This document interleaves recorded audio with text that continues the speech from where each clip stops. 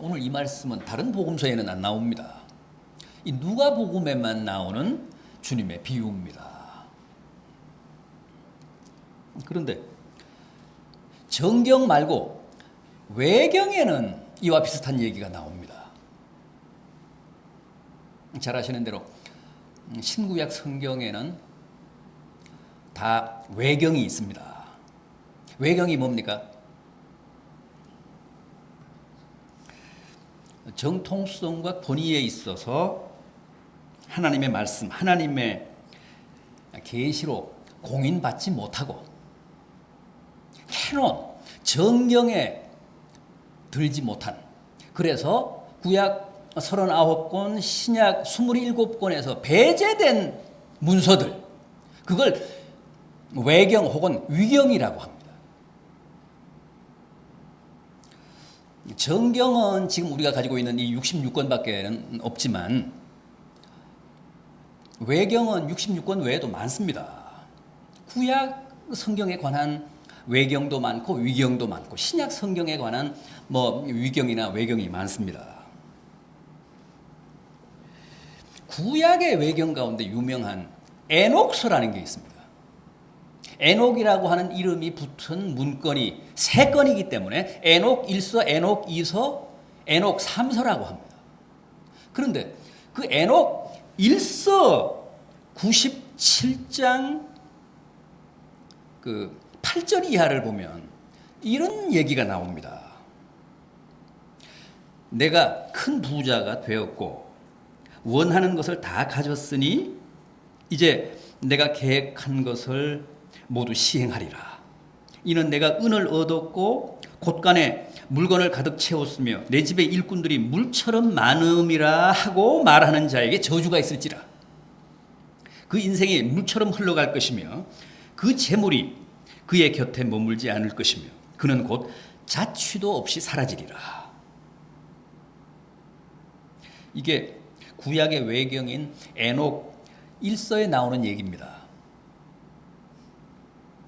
또 신약의 유명한 외경 가운데 도마복음이라는 게 있죠. 도마복음이라는 얘기 보셨을 겁니다. 도마복음에도 이와 비슷한 얘기가 나옵니다.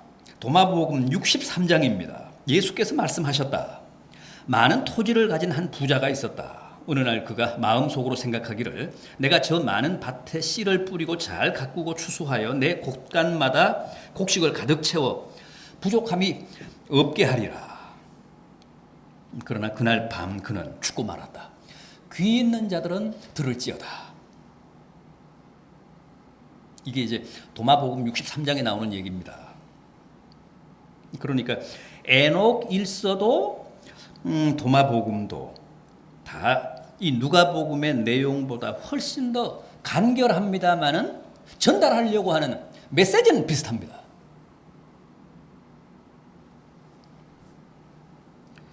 무슨 얘기냐 하면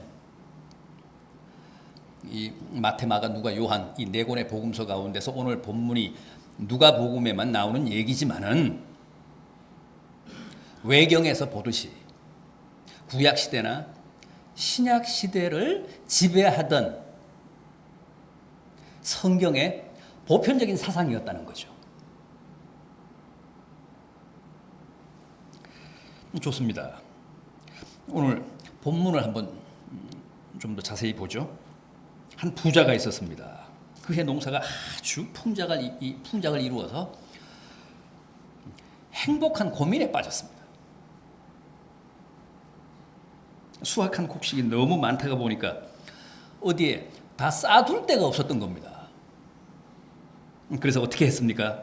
궁리를 하다가 결국은 기존의 곳간을 헙니다. 그리고 그 터 위에다가 더 크게 곳간을 짓고 거기에다 추수한 곡식을 다 쌓았다는 겁니다.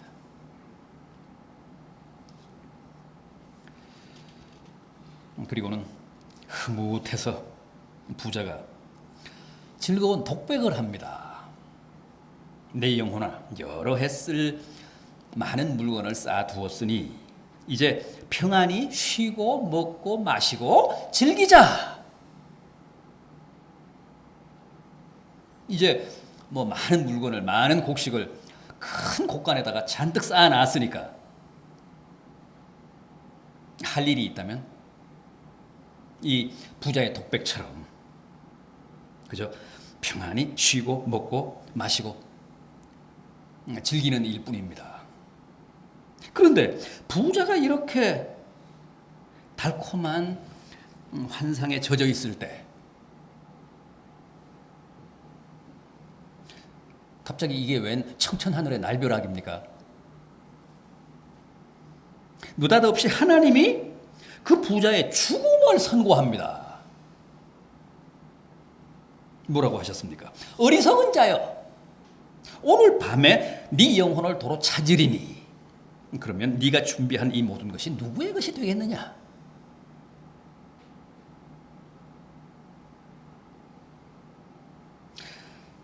얼마나 황당하고 허무한 노릇입니까? 이제 마음껏 즐기려고 하는데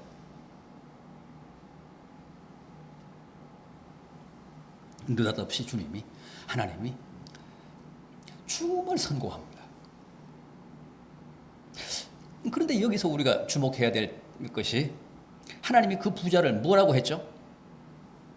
어리석은 자라고 하셨습니다. 어떻습니까? 여러분들은 하나님의 이 규정을 어떻게 생각하십니까? 공감이 가십니까? 왜 이 부자가 어리석습니까?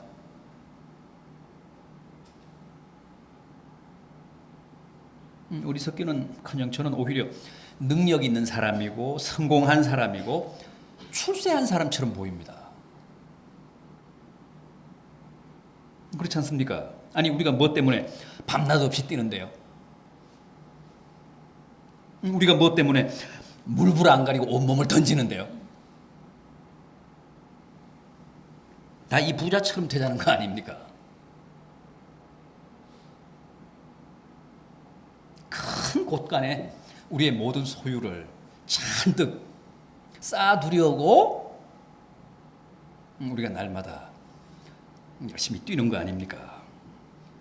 따라서 이 부자야말로 우리의 선망의 대상이고 우리가 늘 바라는 꿈을 한 발 앞서 이룬 그야말로 우리의 롤 모델입니다. 그런데 하나님은 이 부자를 향해 어리석다고 하셨습니다. 어리석은 자라고 규정을 하셨습니다. 왜 그럴까요? 왜 이 부자가 어리석은 사람일까요? 우선 그는 오직 먹고 마시고 즐기는 것만을 자기 인생의 최고의 목표로 삼은 사람이기 때문이었습니다. 그가 바라고 원하는 건 오직 하나였습니다. 곡간을 더 크게 짓고 거기에 곡식과 온갖 물건을 잔뜩 쌓아두고 날마다 편안히 쉬며 먹고 마시고 즐기는 것.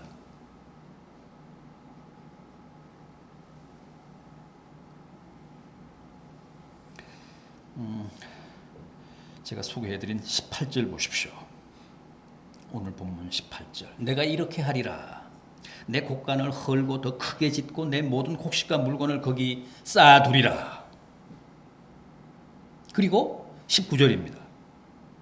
내가 내 영혼에게 이르되 영혼아 여러 해 쓸 물건을 많이 쌓아두었으니 편안히 먹고 쉬고 먹고 마시고 즐거워하자. 이게 바로 이 사람의 인생관입니다. 이게 바로 이 사람의 삶의 목표자, 재물을 축적하는 궁극적인 목적입니다.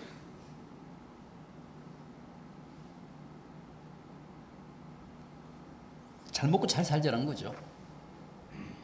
그러나 이게 어찌 이 부자만이겠습니까? 이 부자만의 인생관이겠습니까? 이 부자만의 가치관이겠습니까? 이 부자만의 인생의 절대적인 목표겠습니까? 요즘도 모든 사람들의 삶의 목표가 이거 아닙니까? 평안히 잘 먹고 잘 살자는 겁니다. 그리고 그런 소망과 인생관을 위해서는 최대한 곳간을 크게 짓고 곡식과 물건을 잔뜩 쌓아놔야 된다는 거예요. 그래야 그 부가, 그 재물이 내 행복을 보장한다는 겁니다. 그렇다면 정말 부가, 재물이, 돈이 나의 행복을 보장합니까? 곡식과 물건만 잔뜩 쌓아두면 내가 평안히 먹고 마시며 즐길 수 있습니까? 돈은 언제나 사람들을 이렇게 터무니없는 기만에 빠지게 합니다. 지금도 사람들이 돈만 있으면, 돈만 많으면 누구나 행복하게 평안하게 살 수 있다고 생각합니다. 우리가 다 그렇게 생각하잖아요. 그래서 오로지 돈 모으는 일에 혈안입니다. 곡간을 헐고 더 크게 짓는데 목숨을 겁니다. 그러나 주님은 그런 인생관이야말로 치명적이라고 하십니다.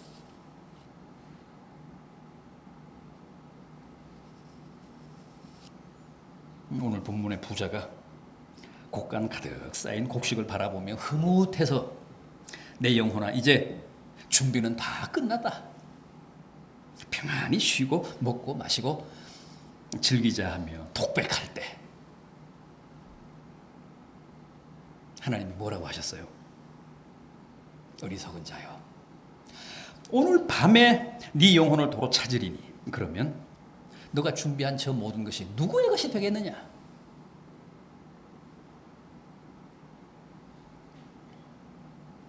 이것은 절대 인생의 평안이나 행복이 곡간 가득 쌓인 곡식이나 내가 축적해놓은 부에서 오는 것이 아니라는 사실을 분명히 하신 겁니다.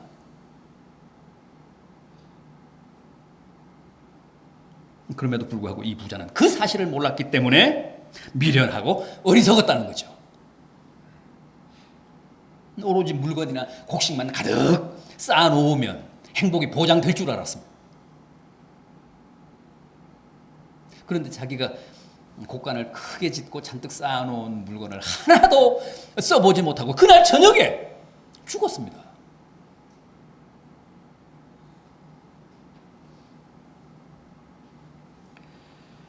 여러분 인생의 행복과 평안은 절대 부에 있지 않고 내가 쌓아놓은 돈에서 오지 않고 하나님 손에 달렸습니다. 하나님 뜻에 달렸습니다. 이 진지하고도 엄숙한 사실을 깨달아야 어리석은 인생이 되지 않습니다. 부디 더 늦기 전에 인생관을 바꾸십시오. 인생의 목표를 제고하십시오. 돈이 아니라 하나님께 나의 평안과 행복이 달렸습니다. 그럼에도 이 부자는 마지막 21절 말씀처럼 자기를 위해 재물은 잔뜩 쌓아두었지만 하나님에 대해서는 전혀 부요하지 못했기 때문에 어리석은 인생이었다는 거죠.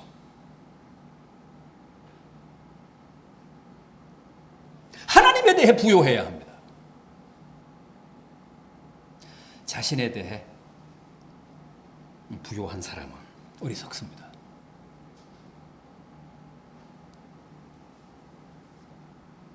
다음 이 부자는 오직 자기밖에는 몰랐던 지독한 이기주의자여서 어리석었다는 거죠.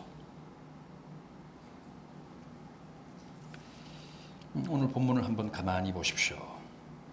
등장인물이 오직 한 사람, 이 부자뿐입니다. 등장인물이 하나입니다. 부자뿐입니다. 모노드라마입니다. 그러니까 이 부자의 안중에는 하나님도 없고 이웃도 없고 심지어는 아내도 자식도 없는 듯 끝까지 나뿐입니다.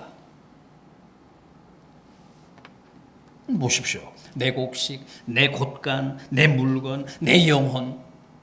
이걸 히브리어, 헬라어 원어로 보면, 원서에서 보면 이 길지 않은 본문에 나라고 하는 말이 무려 14번이나 나옵니다.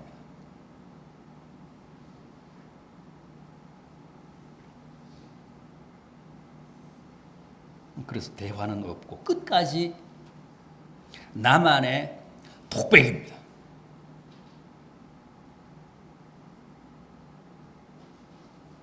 그런 오직 자기만의 행복, 자기만의 향락을 추구한 철저한 개인주의였습니다. 이기주의였습니다. 그래서 틀렸다는 거죠.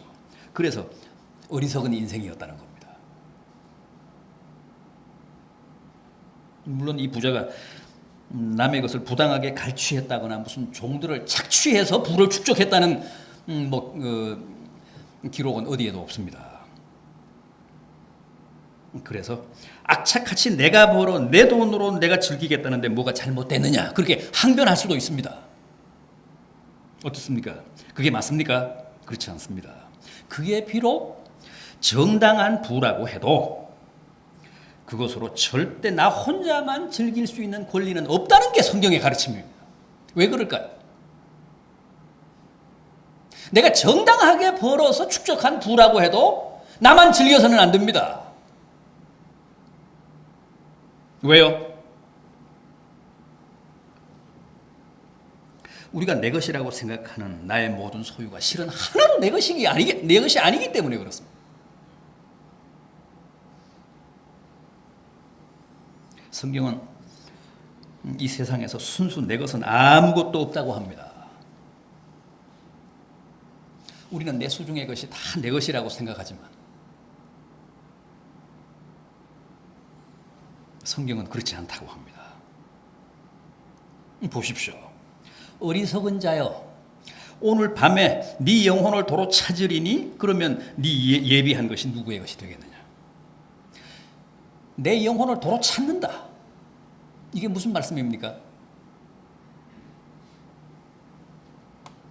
가장 확실한 내 것, 가장 고유한 내 것이라고 생각하는 내 영혼조차도 실은 내 것이 아니라는 겁니다. 하나님의 것이라는 겁니다.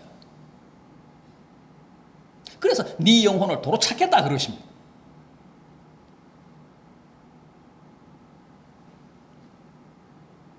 생각해 보십시오. 아무리 날고 기는 사람도, 아무리 젊고 유능한 사람도 하나님이 그 영혼을 도로 찾으시면 오늘 밤이라도 당장 이 세상을 떠나야 합니다. 하나님이 부르시는데 저항하고 이 세상을 안 떠날 사람은 없습니다.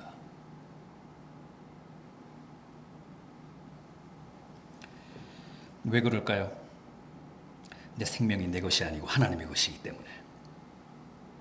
우리는 숙명적으로 운명적으로 누구도 하나님의 뜻을 거역할 수 없습니다. 여러분, 죽을 때 우리가 아무것도 가지고 가지 못하잖아요. 빈손으로 떠나야 되지 않습니까?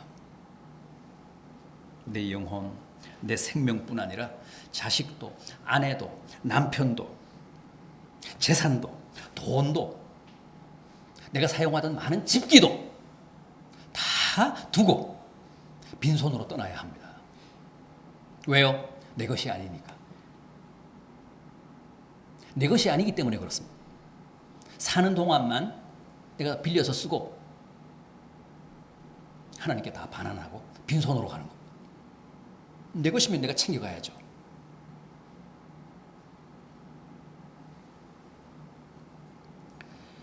그럼에도 우리는 늘 착각하며 삽니다. 내 수중의 모든 것이 다 내 것이라는 거죠. 내 영혼, 내 삶, 내 가족, 내 행복, 내 소유, 내 부, 다 내 것이라고 생각합니다. 다 내 수고의 대가고 내 노력의, 내 능력의 보상이라고 생각합니다. 그렇기 때문에 내 곡간의 곡식을 오로지 내 자신과 내 가족만을 위해 씁니다. 그런데 주님은 이게 틀렸다고 합니다. 이게 잘못됐다고 합니다. 이런 삶의 행태가 어리석다는 겁니다.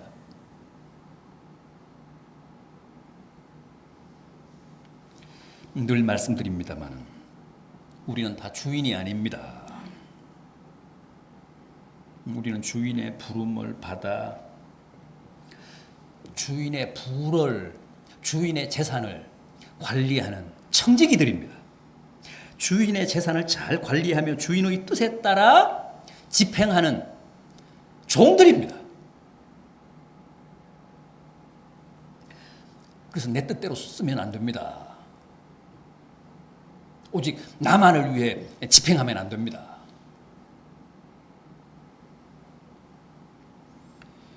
부디 착하고 신실한 청지기가 될지언정 본문의 이 부자 같은 어리석은 인생이 되지 맙시다. 주인의 것을 마치 제 것인 양 제 마음대로 오직 자기만을 위해 쓰는 이기주의에 빠지지 맙시다. 마지막으로 이 부자가 어리석었던 또 하나의 이유는 영혼의 진정한 필요를 몰랐습니다. 뭐라고 했습니까? 내 영혼아, 여러 해 쓸 물건을 많이 쌓아두었으니 평안히 쉬고 먹고 마시고 즐기자. 그래, 사람의 영혼이 곳간에 쌓아놓은 많은 물건으로 평안히 쉬고 먹고 마시고 즐길 수 있을 것 같습니까? 뭘 몰라도 한참 모르는 사람이었습니다. 얼마나 무지하고 어리석습니까? 오히려 돈 많고 재산 많은 사람들일수록 영적으로는 훨씬 더 빈곤하고 황폐하기가 쉽잖아요. 잘 먹고 잘 사는 나라일수록, 사회보장제도가 잘 된 나라일수록 정신병자 지수가 훨씬 높잖아요. 자살 지수가 훨씬 더 높지 않습니까? 우리나라도 옛날에는 먹고 살기 힘들 때는 그다지 자살하지 않았습니다. 이제 좀 밥술이나 또 먹으니까 너도 나도 자살합니다. 지금 8년째, 9년째 세계 1위잖아요. 요즘도 하루에 45명씩 자살합니다. 작년에도 16,000명이 자살했습니다.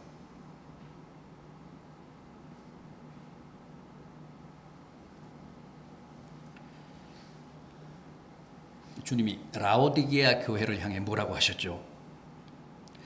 내가 말하기를 나는 부자라 부요하여 부족함이 없다 하나 내 곤고한 것과 가련한 것과 가난한 것과 눈먼 것과 벌거벗은 것을 알지 못하는도다. 부자들을 향한 주님의 고발이신데 얼마나 전곡을 찌른 말씀입니까? 부자라고 그의 영혼까지 부요한 게 아닙니다.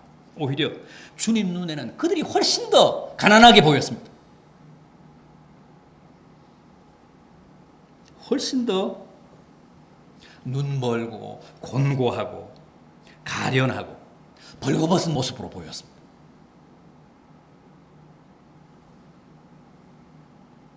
왜 그럴까요? 마태복음 4장 4절입니다. 사람이 떡으로만 살 것이 아니요 하나님의 입으로 나오는 모든 말씀으로 살 것이라.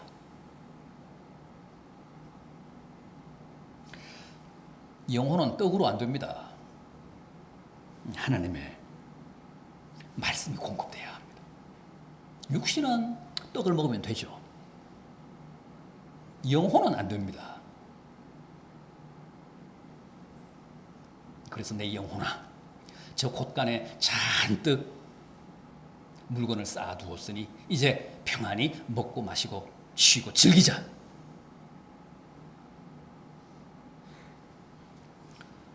이건 있을 수 없다는 거죠.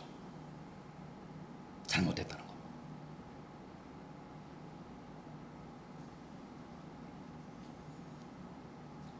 사람의 영혼은 소유가 아니라 부가 아니라 하나님의 말씀을 필요로 합니다. 여러분들은 지금 여러분들의 영혼을 위해 여러분들의 영혼의 행복을 위해 무엇을 하고 계십니까?